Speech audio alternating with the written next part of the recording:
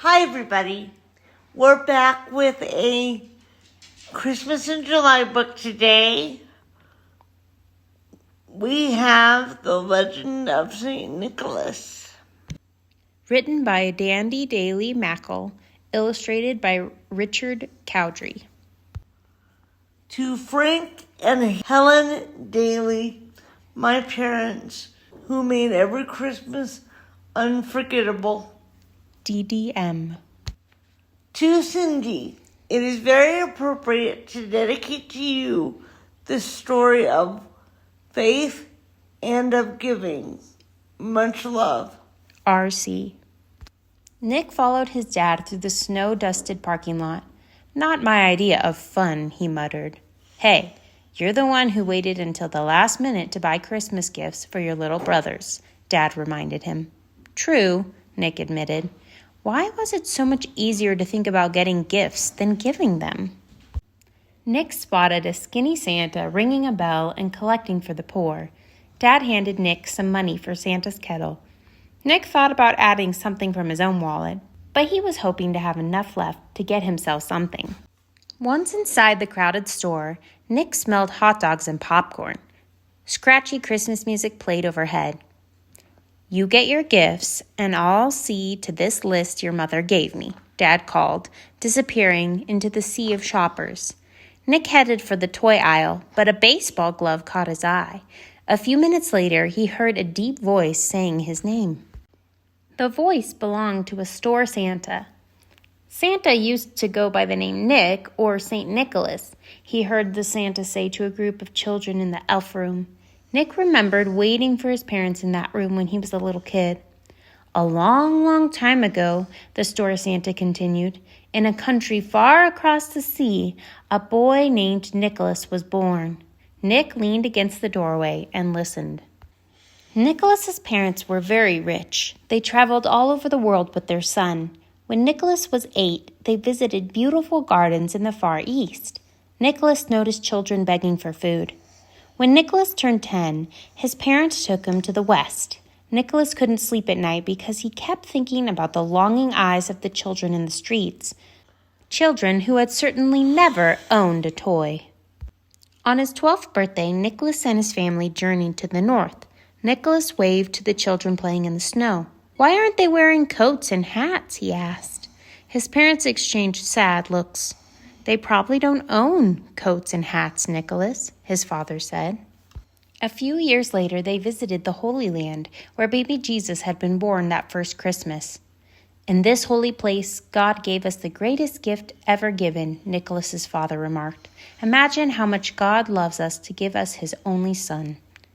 To honor and celebrate God's amazing gift, 3 wise kings brought gifts for the Christ child, Nicholas's mother said, as the church bells rang out. Not long after they returned home, Nicholas's parents died. Nicholas felt lost and alone. He had plenty of money, but no idea what to do with his life. He looked to his friends for help. If I had that much money, said Joseph, I'd pay all of our bills because my father is out of work. I would buy my mother a warm coat, Thomas added. Phoebe gazed at the stars. My 2 sisters want to marry, but we don't have the money that's required from the bride's family. If I had the money, I would give it to my sisters for this dowry, she sighed. And if I had enough, I would do the same for myself. Nicholas knew that his friends would never get their wishes. Unless... That night, Nicholas talked things over with God. Father, could this be the work you have for me? As if in answer, the church bells rang. Nicholas remembered what his mother had said about the wise kings bringing gifts to baby Jesus. He thought of what his father said about Jesus being the greatest gift. What better time to give gifts than on Jesus' birthday? Nicholas could barely hold in his excitement. First, he tromped through falling snow to Joseph's house. He opened a window and tossed in enough gold coins to allow them to buy their own home. Next, he woke the town tailor and bought his finest coat. Nicholas ran all the way to Thomas's house and stuffed the coat through the open shutters. Nicholas's last stop was Phoebe's house. He tied coins into 3 bags for 3 dowries and searched for an open window. Nicholas was about to give up when he looked to heaven and prayed for God's guidance. That's when he thought of the chimney. On Christmas Day, Nicholas's friends came running to his house. "It's a miracle," Joseph exclaimed. "God must have heard my prayers." "We were given a gift as well," Thomas began. "My mother hasn't taken off her new coat since she found it this morning." Phoebe's eyes sparkled like sunlight on snow. "My sisters will marry next month," she smiled at Joseph. "Now I too can marry. We don't know who else to thank, so we thank God." Overcome with joy, Nicholas understood his mission in life. This is how he would celebrate Christmas from now on. When the story ended, Nick shook himself. A part of him was back with Nicholas. He could imagine how good it must have felt to secretly give his friends what they had wanted most. Nick had almost forgotten why people gave presents at Christmas. He wanted to feel that same joy of giving. "Nick, time to go." Dad walked up, his arms full of shopping bags. "We can't go yet, Dad." Nick never imagined buying gifts could be so much fun. He found just the right toys for his brothers. Then he spent everything he had left on toys for the poor.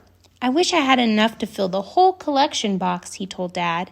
Nick felt sure he'd never look at Christmas the same way. He wanted to remember the gifts of St. Nicholas, the gifts of the wise kings, and most of all, God's gift of baby Jesus. Traditions of Christmas giving. There are many legends and traditions connected to our modern Santa Claus. According to tradition, about 300 years after Christ, a man named Nicholas lived in a seaport town of Myra, in the region we now call Turkey. He is believed to have become the Bishop of Myra and was later called St. Nicholas. Nicholas was known as a friend to the poor and helpless. Every good and perfect gift is from above, coming down from the Father of the heavenly lights, who does not change like the shifting shadows. James 1:17.